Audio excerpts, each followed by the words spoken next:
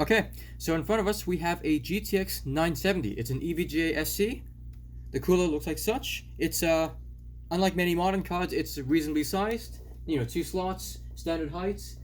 But anyways, like I said, you know, as you can imagine, the card is dead. So like all the cards that we get, we want to check for a short, and then we want to check the resistances across the various voltage rails. So starting with the, we're going to start with actually the PCI Express slots. So at the PCI Express slot, we have to check both 12 volts and 3.3. So if you don't know, the first 3 pins are 12 volts. And oh, by the way, I have my multimeter in a beep mode. If I probe ground or something connected to ground, like ground itself, it beeps. So first we're gonna first check one of these. The first 3 pins are 12 volts. So checking any one of these 3 pins, we are not short. So we know that 12 volts at the PCI Express slot is perfectly good. Now, going to the notch, if we go 4 pins left, we'll find 3.3 volts. So finding that 4th pin, we're perfectly good. So we know that the voltages at the PCI Express slot are perfectly fine. Now we want to check 12 volts from both 6-pin connectors. So first we can check this inductor here will be connected to 12 volts. So checking this inductor, we see that we're perfectly good. And then checking this pad over here, this is also 12 volts. And we're perfectly good. So we know we do not have a short on the base voltage rails. Now we want to check the voltages generated by the actual card itself. So we're going to go into resistance mode. Okay. Now the first rail we're going to check is we're going to check for 5 volts. So 5 volts is generated by this linear dropout regulator over here, and in particular it's generated by this top pin. I'm not sure how good the image is, but and as you can see, we have 10 kilo ohms. So we're good on 5 volts. Now we want to check the memory phase. So memory is down here on the bottom right. So for this, you expect to see, I'd say 20 plus, or 20 is fine. This is actually no, hold on. Yeah, that's right. This is a Samsung memory. Samsung memory typically, at least on modern cards, they typically have disproportionately low resistances relative to say Micron. This is in this case 20 ohms is perfectly good. Yep, it's perfectly good. Anyway, so that's good. Actually, the one nice thing that we can do for cards this old is that you can actually check the resistance of the GPU core. So on modern cards like, you know, Pascal and newer, you generally cannot take a resistance measurement of the GPU itself on anything but an expensive multimeter because it'll always read as 0 ohms. But for, like I said, cards this old, we can actually take the resistance measurement of the GPU. So before we do that, we need to first check the resistance of our probe. So I have my 2 probes connected, and we have a resistance of 0.8 ohms, 0.7. So when we check the resistance of the GPU, we will subtract 0.7. Checking the GPU itself, at any one of these GPU V-core inductors, we have 4.6, 5.4. Yep. So for pushing 4.7, we're just going to say it's an even 4 ohms, which as far as I can tell is perfectly good. Now we want to check the PEX rail. So in this case, the PEX rail is generated by this linear dropout regulator here. And if we just check this pad, we have 500 plus ohms, so that's perfectly good. Okay, so everything looks perfectly good. Our card, as far as we can tell, is perfectly safe to turn on. So let's just hook it up and see what voltages we are missing, if anything. Okay, so now that the computer's hooked up, let's put our multimeter in voltage mode and turn the card on. Okay, so the card is on, and first let's check the base voltages. So starting with, okay, so you heard that beep, that means the graphics card is not detected. At least on my computer, it means it's not detected. So first, let's check 12 volts with the PCI Express slot. So this would be the shunt resistor here. 12 volts. So that's perfectly good. Checking this inductor here. 12 volts. And finally checking this pad over here. 12 volts. Okay. Now let's check 3.3 volts. There's these 2 0 ohm resistors here. So yep, 3.2. Pushing 3.3, that's fine. Okay, so we have our base voltages. Now let's check 5 volts. Okay, we have 5 volts. That's nice. Let's check the GPU. 900 millivolts. That's perfectly normal. The memory, a bit above 1.5, which is what you expect to see for GDDR5. And finally, the PEX rail,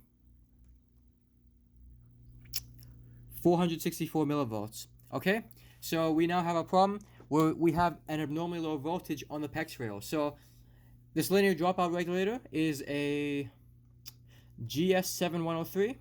of course, I'll have the datasheet linked in the description. So for a linear dropout regulator, we want to check our voltage in. We want to check enable. We want to check a VCC like pin. I think in this case it's called VDD. It powers the internal circuitry of the actual linear dropout regulator itself. And then finally, we will, if those are perfectly good, we're going to want to check the feedback circuitry. Actually, so let's turn the card on again and let's check the various input pins. So let's see if I can remember what they are. Okay, so let's just turn it on. So the one, okay, so checking the fourth pin, which is voltage in, we have 5 volts. Actually, no, it's not. No, I'm sorry. This is VDD, which powers the internal circuitry. So yes, this is supposed to be 5 volts. That's perfectly fine. Now let's check voltage in. 1.55. So if you don't know, this is actually the memory voltage. So the way this particular card works is that the voltage in for our PEX rail is actually the output of our memory rail. So the reason why this is done is so that it's to guarantee that the PEX rail turns on only after the memory rail is perfectly good. Okay, so we have, let's see, VDD, and we have voltage in. Now let's check enable, which is the second pin, by the way. Again, we have 5 volts. Okay. I guess that just leaves us our feedback circuit. So, okay. So I've looked at the resistance values of the resistors for the feedback circuit here. So if you don't know, when you have these data sheets for, let's say, these linear dropout regulators, they usually have, let's say, a typical application circuit or a recommended application circuit. A lot of times when you have these graphics cards, the voltage rails, like for, let's say, 5 volts, 1.8 volts, or in this case the PEX rail, it often mirrors or copies the typical application circuit, but then makes a few adjustments on the resistor value so that it can get the exact output voltage that it wants to get. So in this case, the feedback circuit actually mirrors what you see on the data sheet for the typical application circuit. The difference, however, is that on this card, resistor 2 has a resistance value of 2.6 kilo ohms, while resistor 1 has a value of 2.4 kilo ohms. This is, as far as I can tell, perfectly normal. So since we have a perfectly good voltage in, VDD I should say in this case, enable and feedback, we can go ahead and guess that the problem is our linear dropout regulator itself. So as I mentioned earlier, this is a GS7103. Of course, I'll have the datasheet linked in the description. So I'm going to go ahead and change this, and we'll see if the card performs any better. Okay, so as you can see, I've actually partially reassembled the card already. Anyways, when we turn the card on, and oh, by the way, I've changed the GS7103 linear dropout regulator. But when we turn the card on and we measure our voltage at our PEX rail, we now have 1.05 volts. So that's exactly what we should see. And in particular, you'll notice that we have a BIOS splash screen. So yes, the card works. It was a rather easy and simple fix. Actually, while I have the opportunity, I want to go over why we can assume it's the linear dropout regulator itself. So we already went over the voltage in, feedback, enable, and VDD pin. So the reason why we can ignore the other ones is because in this case they're all irrelevant. So the other pins are ground, which is not relevant, NC, which means not connected, again not relevant. We also have voltage out, which is what we're measuring. This is the actual output of the PEX rail itself, which is again not relevant. And the final pin is POK, which means power OK, or sometimes called power good.